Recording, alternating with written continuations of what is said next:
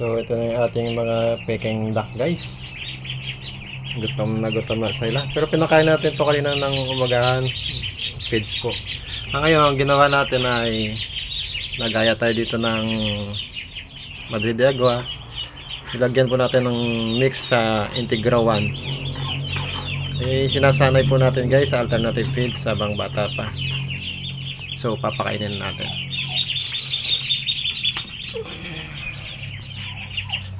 So yun guys, agawan naman sila guys. Hindi naman sila sabing ayaw kumain.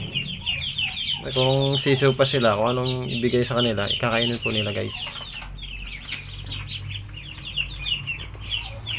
So yun guys,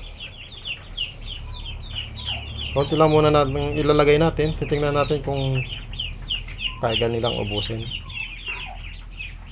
Yung sabi na, oh.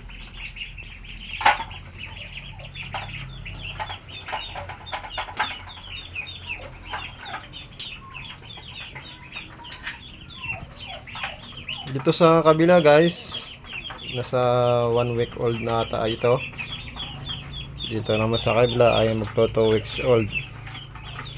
Tingnan nyo guys yung dating Muscovy duck o pato or baby. Yung dalawa na yun.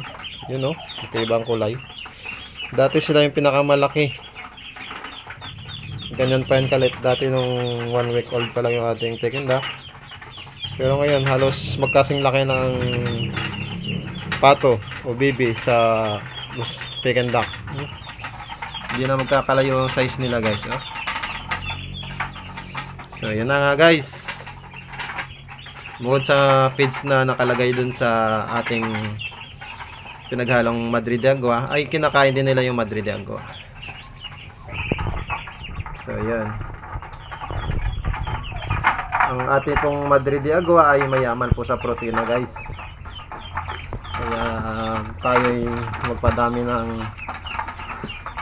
Madrid de Agua na kailangan natin ipakain alternative feed sa ating mga alaga para tayo'y makatipid naman. At sobrang mahal ng feeds guys, haluan natin ng alternative. Lalo na ko yung ating production ay sa pag-aalaga nito ay itlog at pagpapadami. Kung sakali naman gawin natin meat type yung ating mga alaga, ay damihan natin ng feeds kumpara sa dahon. Ayun, nadulas pa si Pogi. Tipid tips guys, Madrid de Agua mix sa Integra 1. So dito guys, ubos na sa kabila. Yan natin ulit.